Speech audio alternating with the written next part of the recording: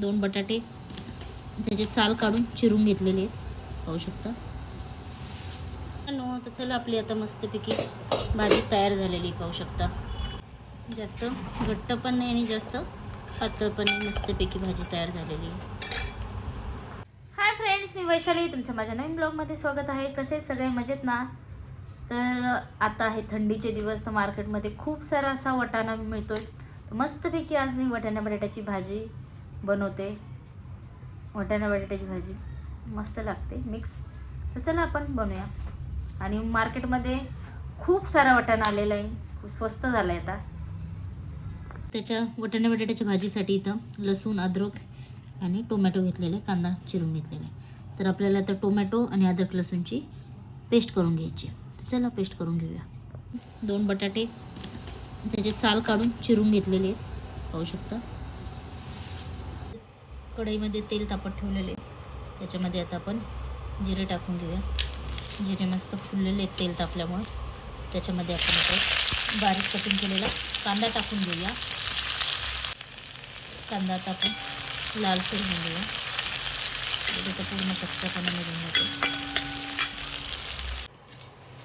कांदा फ्राय झालेला, याच्यामध्ये आता टोमॅटो, अद्रक लसूणची पेस्ट केली ती टाकून घेतलेली.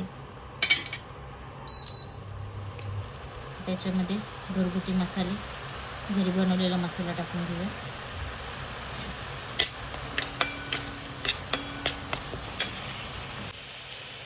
थोडीशी लाल मिरची पावडर टाकूया. मस्त तेल सुटेपर्यंत याला फ्राय करूया. याच्यामध्ये थोडीशी हळद टाकूया आणि चवीपुरतं मीठ टाकूया. मस्त याला तेल सुटेपर्यंत फ्राय करून घेऊया.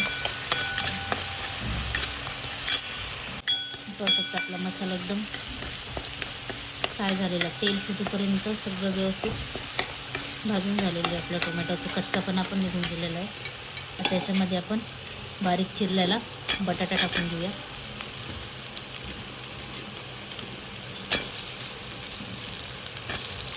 याच्यामध्ये आता आपल्याला थोडासा वाटाणा मिक्स करायचा आहे.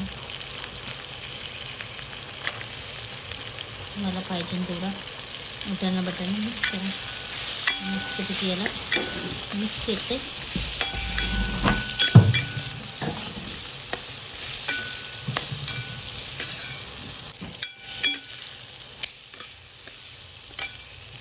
त्याच्यावरती परतून कोथिंबीर टाकलेली, त्याला परत मिक्स करून घेऊया मस्तपैकी. आणि थोडीशी हवी तेवढी ग्रेव्ही पाहिजे तेवढं आपण पाणी टाकूया शिजण्यापुरतं. मला इथे 2 जणांपुरतीच भाजी बनवायची होती, त्याच्यासाठी मी एवढंच पाणी टाकलेलं आहे शिजण्यापुरतं. बस, जास्त तुम्हाला जशी हवी ग्रेव्ही त्याप्रमाणे तुम्ही पाणी टाका. त्याला शिजून देऊया आपण.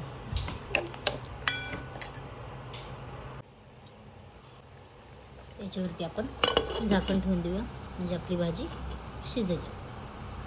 तर चला आपली आता मस्तपैकी भाजी तयार झालेली पाहू शकता. जास्त घट्ट पण नाही आणि जास्त पातळ पण नाही, मस्तपैकी भाजी तयार झालेली आहे. पाहू शकता आपली आलू मटरची भाजी मस्तपैकी तयार झालेली आहे. त्याला मस्त कलर पण आलेला आहे छान, कमी तेल पण, सगळं यूज कमी याच्यामध्ये. घरच्या साहित्यामध्ये आपली भाजी अशी झटकीपट तयार झालेली आहे. तुम्हाला आवडली तर नक्की लाईक शेअर करा. भेटूया पुन्हा नवीन ब्लॉगमध्ये. Tata, bye bye.